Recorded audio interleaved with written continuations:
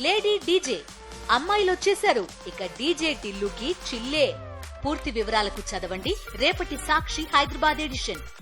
దక్షిణ మధ్య రైల్వేలో గుర్తింపు సంఘాల ఎన్నికల ప్రచారం ముమ్మరంగా జరుగుతుంది. డిసెంబర్ 4, 5, 6 తేదీలలో జరిగే ఈ ఎన్నికలకు 5 ప్రధాన సంఘాలు పోటీ పడుతున్నాయి. సుదీర్ఘకాలం తర్వాత ఎన్నికలు జరుగుతూ ఉండటంతో రైల్వే ఉద్యోగులను ప్రసన్నం చేసుకునే పనిలో పడ్డాయి. తమకు ఓటు వేస్తే రైల్వే ఎంప్లాయీస్ సమస్యలు పరిష్కరిస్తాము అంటున్నారు ఆర్ఎంయు యూనియన్స్ లీడర్స్.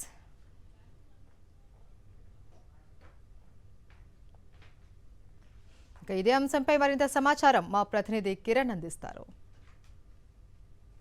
డిసెంబర్ 4, 5, 6 తేదీల్లో ఇటు రైల్వే గుర్తింపు సంఘం ఎన్నికలు జరుగుతున్నాయి. ఇప్పటికే ఉద్యోగులందరినీ కూడా ప్రసన్నం చేసుకునేందుకు ఇటు కార్మిక సంఘాలన్నీ కూడా పూర్తిగా ప్రచారం నిర్వహిస్తున్నటువంటి పరిస్థితి కనబడుతుంది. 2011 తర్వాత సుదీర్ఘకాలం తర్వాత ఈ ఎన్నికలు జరగబోతున్నాయి.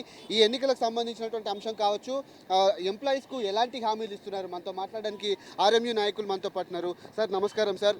ఎన్నికలు దాదాపు 2011 నుంచి ఇప్పటి వరకు కూడా జరగలేదు. 11 ఏళ్ల తర్వాత గుర్తింపు సంఘం ఎన్నికలు జరగబోతున్నాయి. మీరు ఎంప్లాయీస్కు ఎట్లాంటి హామీలు ఇచ్చారు, వాళ్ళని ఓటు వేయడానికి ఎట్లా అభ్యర్థిస్తున్నారు? ప్రతి ఎంప్లాయీకి పర్సనల్గా ఒక్కొక్క ఎంప్లాయీకి మా తరఫు నుంచి మేము వాళ్ళని కలుస్తున్నాము. పర్సనల్గా వెళ్ళి ఒక్కొక్క ఎంప్లాయీకి ఎడ్యుకేట్ చేస్తున్నాము. బిఆర్ అంబేద్కర్ చెప్పారు, మీరు ఎడ్యుకేట్ చేయండి, మీరు ఎడ్యుకేట్ చేయండి, మీరు ఎడ్యుకేట్ చేయండి. మేము ప్రతి ఒక్క ఎంప్లాయీ దగ్గర వెళ్ళి ఇంటరాక్ట్ అయ్యి వాళ్ళతోటి మాట్లాడి వాళ్ళ సమస్యల్ని అర్థం చేసుకొని, వాళ్ళు మెయిన్గా చెప్పింది ఎంప్లాయీస్ ఏంటంటే మాకు 8 పే కమిషన్ రాలేదు, ఎన్పిఎస్ ఎంప్లాయీసు వాళ్ళకు ఓపీఎస్ రావాలా, ఆ తర్వాత ఈ ప్రైవేటీకరణని ఆపాలా, ఇంకొకటి మీ main thing filling up of vacancies అవ్వట్లేదు, ఇంప్రూవ్డ్ స్కేల్స్ రాలేదు. తర్వాత చాలా చర్చలు జరిగినాయి. ఎంప్లాయీస్ తోటి మేము ఇంటరాక్ట్ అయ్యాము. ప్రతి ఎంప్లాయీని వెళ్ళి పర్సనల్గా కలుస్తున్నాము.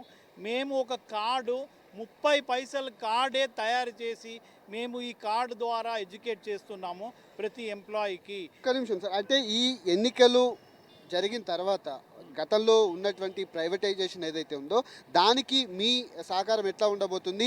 ప్రైవేటైజేషన్ వ్యతిరేకిస్తున్నారా, సపోర్ట్ చేస్తున్నారా? ఎన్పిఎస్కి విధానం కూడా కొంతమంది ఎంప్లాయీస్ చాలా ఈ రకాలుగా ఇబ్బందులు పడుతున్నారు. ఈ 2 అంశాల మీద మీరు ఆ ఎంప్లాయీస్కి ఎట్లాంటి భరోసా ఇస్తున్నారు? కరణ ఆపకపోతే ఈ శ్రమ ఎంప్లాయీస్ చాలా అన్యాయం అయిపోతారు, చాలా అన్యాయం జరుగుతుంది. ప్రైవేటీకరణ వలన క్వాలిటీ ఆఫ్ వర్క్ తగ్గిపోతుంది. క్వాలిటీ ఆఫ్ వర్క్ లేకపోవడం వలన బండ్లు పడిపోతున్నాయి. ట్రైన్స్కి ఇప్పుడు స్టాండర్డ్గా ఉండాలంటే ఒక ట్రైనింగ్ ఇవ్వాలా, ఎంప్లాయీస్కి బాగా ట్రైనింగ్ ఉండాలా. మన రైల్వే ఎంప్లాయీస్ వల్లనే మన దేశము కనెక్ట్ అవుతుంది. సార్ అయితే ఇప్పుడు చాలా రకాలుగా చాలా సంఘాలు ఇప్పుడు పోటీ పడుతూ ఉన్నాయి. మీకే ఎందుకు ఓటు వేయాలంటే మీరేం చెప్తారు ఒక్క మాటలో? రైల్వే యూనియన్ అనేది యూనియన్కి కార్మికులకు ప్లస్ అడ్మినిస్ట్రేషన్కి మధ్యలో ఒక బ్రిడ్జ్ లాగా ఉండి రైల్వే సమస్యలు కార్మికుల సమస్యలను నెగోషియేట్ చేసి రైల్వే కార్మికులకు లబ్ధి చేకూర్చే విధంగా యూనియన్లు పనిచేయాలి. ఇప్పుడున్న 2 యూనియన్లు ఆ విధంగా పనిచేయలేదు. మా యూనియన్, మా నిర్ణయము, మా యూనియన్ కార్మికుల అండగుండి కార్మికుల పక్షాన మేము కొట్లాడి కార్మికులు రావాల్సిన ప్రతి బెనిఫిట్ను పొందేలాగా మేము రైల్ మజ్దూర్ కృషి చేస్తుంది. కాబట్టి రైల్ మజ్దూర్ను బలపరచాలని మేము కార్మికులందరినీ మేము విన్నవించుకుంటున్నాము.